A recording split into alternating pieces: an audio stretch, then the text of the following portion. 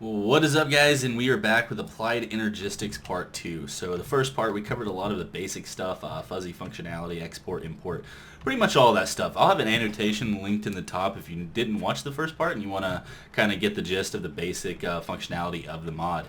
But now we're moving on to Part 2, where we're going to start off with a few simple things and work our way up to the last thing, which would be the new stuff. So hopefully we can get this done in one episode. I'm not exactly sure how long it will take, but here we go.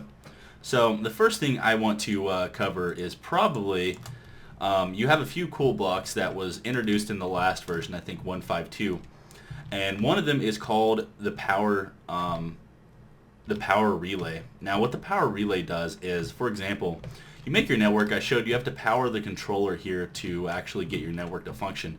Well, you need a controller for your network to function, but you don't necessarily have to power it. So for example, I can kill that, and we notice the controller starts losing power and the network doesn't have any power. But this power relay, we could set that back on here and it starts powering again. So Applied Energistics added this nice power relay so you can power your network from any location. It's very, very cool. Also, you can power with multiple power sources. So for example, this could be solar panels and this could be steam boilers or whatever else you wanted, and you could power from multiple locations just in case one of them can't keep up. Very, very cool block. Now, another thing you might want to notice is the wireless access point. So the only way to access your items is by clicking on a terminal or a ME chest or something like that, but you also have something called a wireless access point. Now, the way the wireless access point works is you just stick this anywhere on your network. Like I could stick it right here and it would work. And then the default block range for this, I'm pretty sure, is 16. I think it's 16. And then you have to get something called a wireless access terminal. So we get that and we link it. What it does is you just put it up here and it links it to this network. I think if you kill the controller, you have to relink it.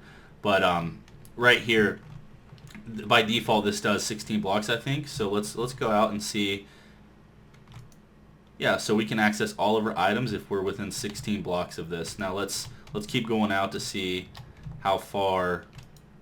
Maybe it's longer than 16 blocks, or maybe it's also because I'm in. Nope, no signal. So it looks like they actually bumped it up. Maybe it's like 32 blocks now. I'm not exactly sure. Another thing you can do to boost this is you can take wireless boosters and put it in here. I'm actually, since they bumped this up, I'm going to check to see how many you can actually put in here. No, only 16. So 16, what this does is each wireless booster adds 1 block to it. So now it's from whatever it is plus 16 blocks.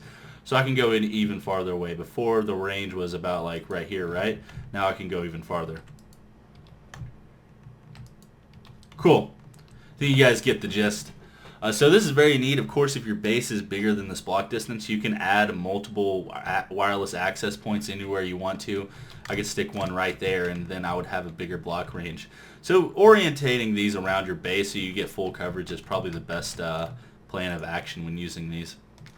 Now, another thing I want to cover is last time I didn't get a chance to, but there's 2 nice little items here called the ME interface and the level emitter, and these are both really good for auto crafting and other functions. So one thing you can do with the ME interface is if you have a machine like, let's say, a thermal expansion machine, like let's just get an induction smelter. That sounds fine to me. Induction smelter. Use this to craft whatever iron and ferrous to make Invar, or lead and obsidian to make hardened glass. You can stick a level or a ME interface above this, and you can set it to auto craft this. Now the way you do this is you come over here and you'd have to make a blank pattern. Where is our blank pattern thing at? I thought it was around here somewhere. Let's just grab another one here. We have a pattern encoder. Let's go ahead and grab that, put in the blank patterns, and let's say we want to make Invar. So let's type in Invar. Let's go to recipe mode.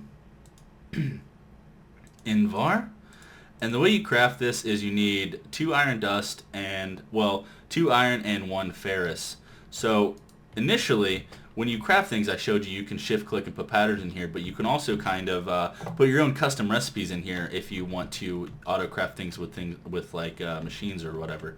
So let's grab 2 iron and 1 ferrous.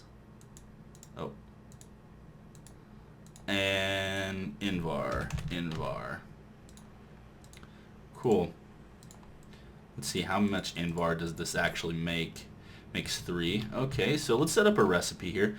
You can take 2 iron, 1 ferrous, and it makes 3 Invar. So hit encode. You have your pattern right here. And what you can do is you come up here in the ME interface and you put it in here, and it'll show what this actually crafts. This can have up to I think 9 items in this.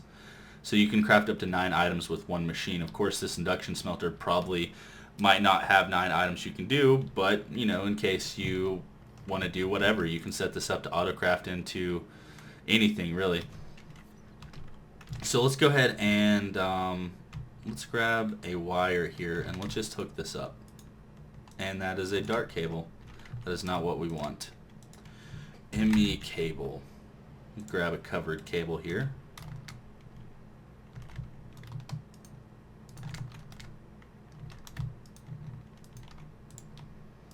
Cool, so now this is connected to the system.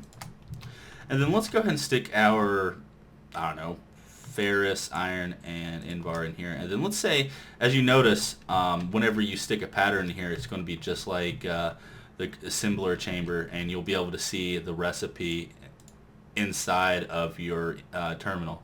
So we can hit craft, and you'll notice it's going to, as soon as I power this,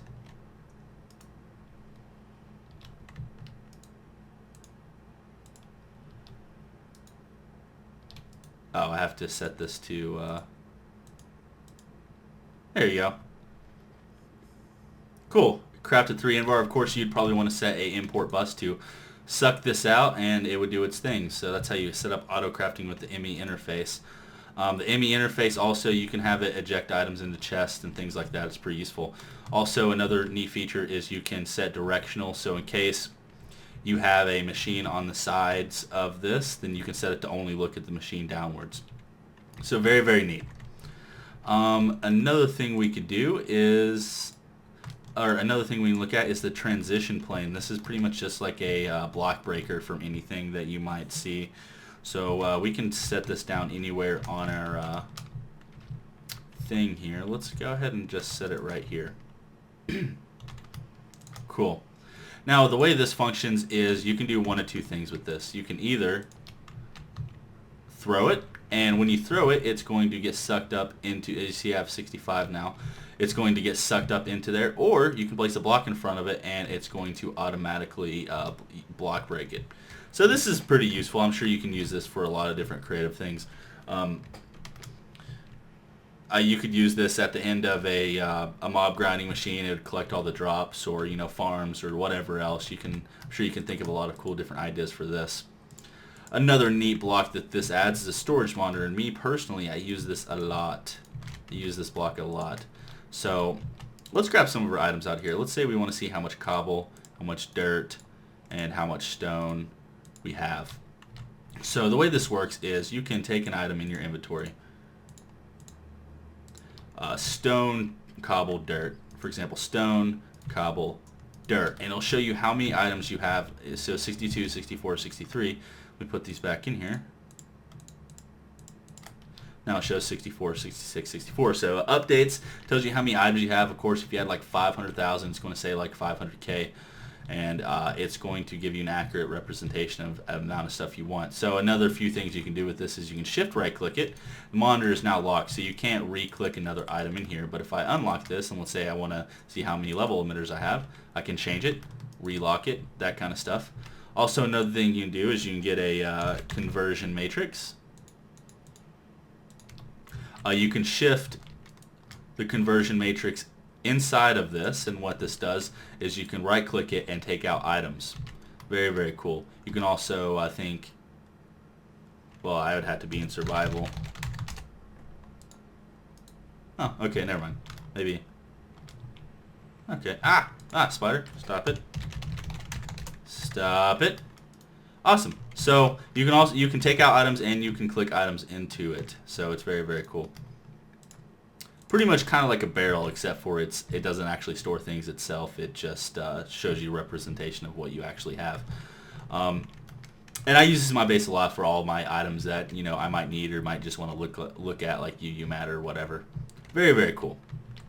Okay, guys. Wow. That's interesting.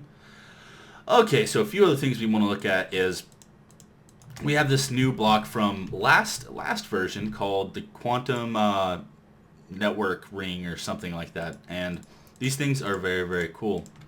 So what this allows you to do is we do have access wirelessly to our inventories, but we can't put two networks together wirelessly over long distance. You'd have to run a cable between that distance, and each cable is going to count towards your cost for whatever. So a new block that he added the last version, I think 1.5.2, is a quantum network ring. So the way you set this up is you can stick this anywhere you want to. For example, if I want to stick this, I'll stick it right here.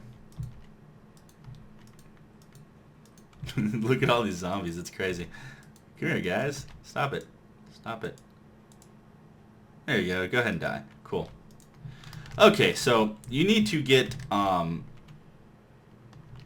3, 6, 7, 8. You need to get 8 of these quantum field rings and 1 quantum link chamber. And it'll form up like that. Now, for example, let's say we wanted another network way over here. And you can't do this without connecting cables, but let's say we just... this also works in the nether, across dimensions, other stuff like that too. So it's not just for long distances, it's for dimensional item transportation or item access. And then we have that right there. So you need 2 quantum field rings, and these guys have to be powered by themselves. So this doesn't take from your network power. They have to be powered separately by another means, and they take up quite a bit. I think it's like 50 MJs a tick. That's what it requires to run. I'm not sure exactly what that is in EU. Let's go ahead and get rid of some of this stuff. Now, you have to do more than just make these. Right now, they're both powered, but they're not linked. The way you link these is you need something called a singularity, and I'll get to how to make a singularity here in a second. Well, actually, I'll just go ahead and cover it now. Well, no, I'll go ahead and do this. So you'll get a singularity, and I'll show you how to do that here in a second. And what you want to do is you want to throw the singularity down, and you want to throw some ender dust down, and then you want to blow it up with either tiny TNT, which is included in the mod, or normal TNT. Tiny TNT doesn't kill that many blocks. So let's go ahead and grab a flint and steel, and let's set this on fire. So once you set it on fire and you put the ender dust and the singularity down, what it's going to do is it's going to make 2 quantum entangled singularities. So these are actually connected. You might want to name these just so you remember, but of course, I mean, if you're like me, you're not going to have too many of these. So I usually have maybe like 6 to 8 at most network bridges. So now these are connected. So since they're connected, I can now access any of my items over here, but you still have to use the normal blocks. So let's grab an access terminal here. And to run wires, you can only run wires off of, or you can only power these 4 blocks in the centers, and you can only run wires off of this. See, you won't be able to access your stuff from here. So you have to do it on this one right here. Unable to communicate with controller. Okay. Well, that's neat. Oh, probably because I don't have this connected. That is why. That is definitely why. So you have to connect wires up to these things right here. Okay, so now it should be connected. Everything should be good. And I should have access to my items. Yep. So I can be, let's say this is the nether right here, and that's the overworld. I can now access all my items in the nether. Very, very neat. Okay, so the next thing we're going to talk about is a item that I'm pretty sure a few versions ago didn't actually have a use, but they've actually made it have a use where you can actually place it in the world now. So you have these energy cells. So first thing you can do is you can just stick it on here, and what it's going to do is just store excess energy until it reaches 100%. I don't know exactly how much energy it stores because it fills up pretty fast. But as you'll see, what happens is it fills up, and then what happens, let's say you lose your power or whatever like this, and now it's going to take its excess energy from this energy cell. So what you could do is you could stick up a line of them just to store power, and then, you know, let's say something runs out and it'll run off of this power for a little bit, so it's pretty cool. Let's go ahead and stick that back on, and we'll see them start to fill up. Pretty cool. Very neat little item. Another thing I forgot to mention is the ME interface. So the ME interface, I explained what it did a little bit, but also has a few extra functions. If we click on here, you'll see ignore the contents of target inventory and do not push crafting items if inventory contains items. So if we were crafting invar like I showed before, then you could set it where it only will craft one set of invar at a time, so it doesn't accidentally put, you know, like 64 iron and 64 ferrous in there and make an incorrect amount. So it only do it one at a time. Also, this can accept items from a lot of different sources. You can stick this above a quarry or behind a block that ejects items, things like that. It's the ME interface can be used for quite a different amount of things. Pretty cool, pretty cool. Next we have up is the matter cannon. So first thing you're going to need is you're going to need an ME condenser. You don't actually have to have a condenser, but if you want to make these things called matter balls, then you're going to need a condenser. So what I've went ahead and done off camera is I've made a bunch of cobble. We have 413,000 cobble stored over a bunch of different drives. So first thing you can do is, let's say you have a bunch of different options right here. You have ME condenser, destroy items, condense in the matter balls, condense in the singularities. As you see, singularities take 256,000 of an item, and then matter balls take 256 per matter ball. So let's go ahead and condense stuff into a matter ball. So let's grab a drive, just any drive. We'll grab one of these right here, and you can stick it right here, and it should start oh,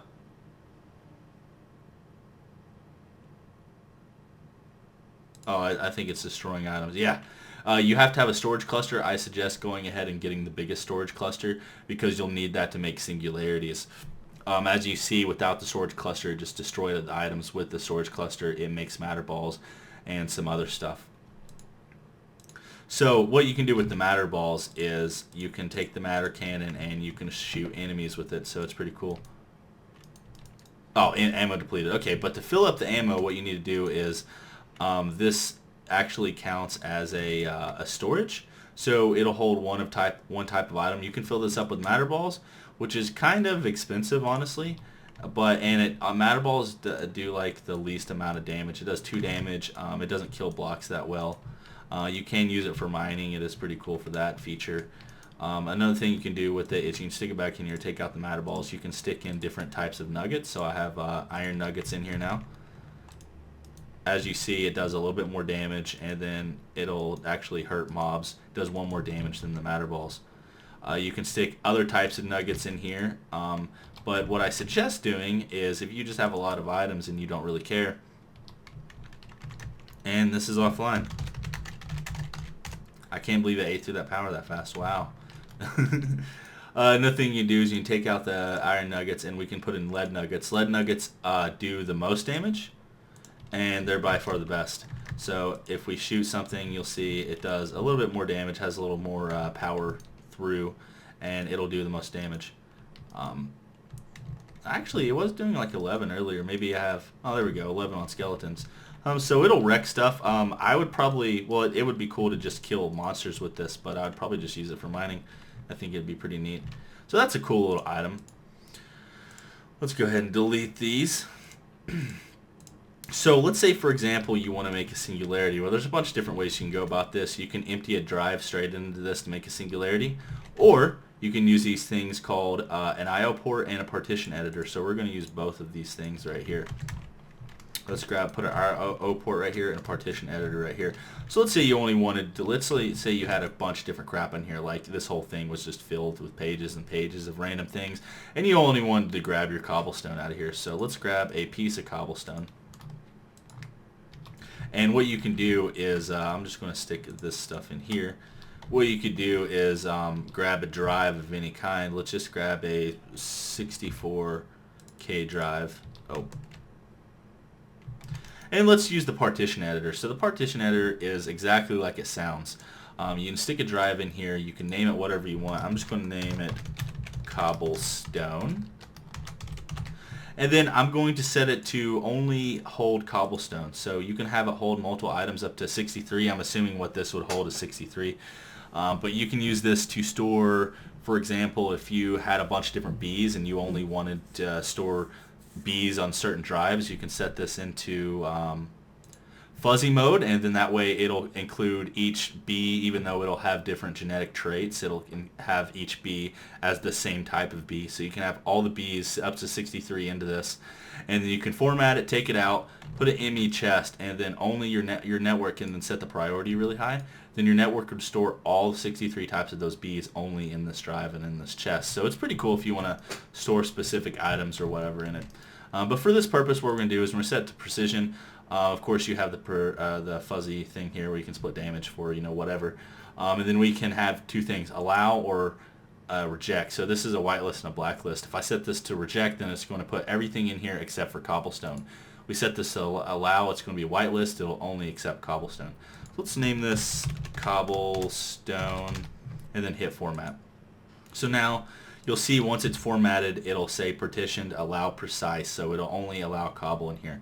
So let's use this as the I/O port here. This is what this is used for. So you have a few different options.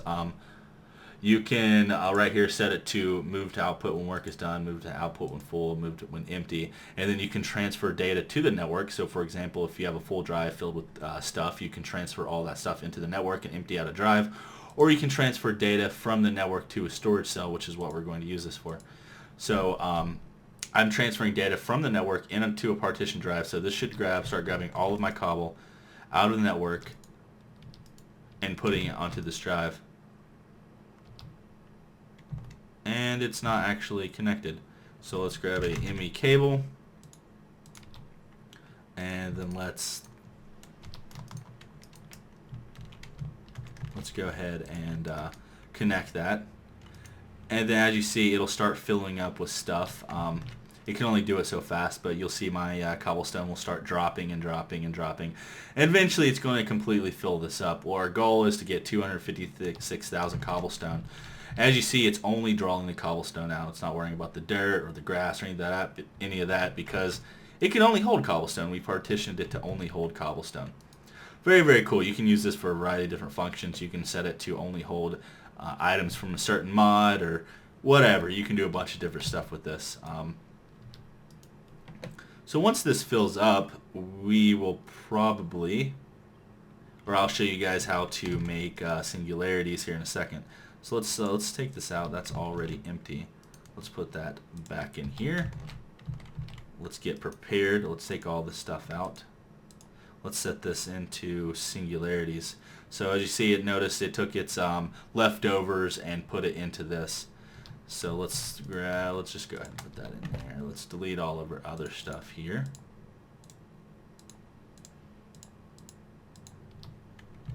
And let's see how good it's doing. So 20,000 items. I kind of want to just stop this and see how many 20,000 bytes is. Let's put this in here. 168,000 cobble. So let's go ahead and just get a little bit more. And you'll see it's still draining from the network here. Okay, so this has now fully transferred 256,000 items, actually more than that, into this, which leads me to believe that each storage drive can hold about 512,000 items. So let's go ahead and put this into this. We set it to Singularity mode. We have our storage cluster.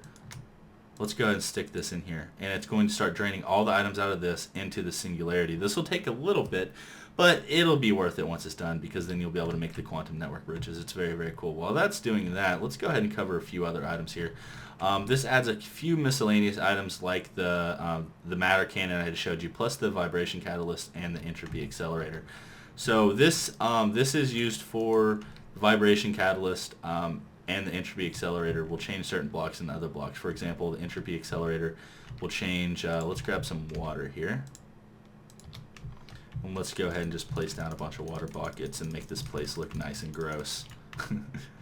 And then you'll see this will change this into ice. I'm also pretty sure this will change lava into obsidian, so you can carry one of these while you're mining and it'll be good. So you can just make little obsidian paths.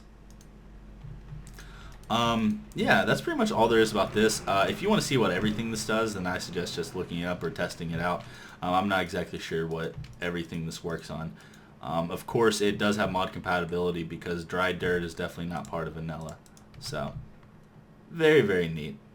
Let's go ahead and check this out. Okay, so you see it's about a third of the way done. And then I guess while it's doing that, we can go ahead and cover the level emitter. So, for example, you can use this for a variety of things. You can set this to just almost anything. If you want to, let's say, craft, if you want to have 1,000 chests at all times, then you can set this to craft all of the stuff. Okay, let's just set this right here, and let's grab a precision export bus and kill that and place, oh nope, place that, and if you right click, you'll notice it has a few different options. This is to obviously just to reduce or increase the number amount, but you can also type in here, so I can put 1,000. This right here says emit when levels are above or equal to limit, emit when levels are below or equal to limit, and then this slot right here is for an item. So let's grab a piece of cobble, for example, and let's say we want it to emit a redstone signal when the cobble reaches above 1,000, or we want it to emit a redstone signal when the cobble gets below 1,000. So you can use this for a variety of purposes. Of course, you'd have to set your export bus to say, right now it's always active, so you have to set it to active without signal, active with signal. So whenever this receives a signal, it would be active. Activate once per pulse, always active, and etc. So let's say active without signal. And let's go ahead and grab a bunch of wood.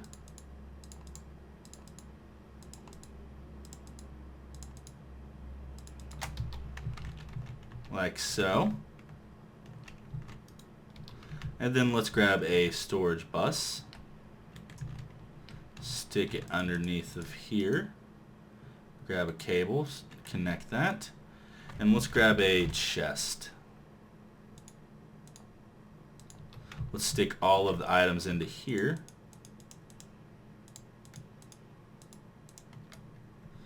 And then let's say when this reaches above, I don't know, 100 chests.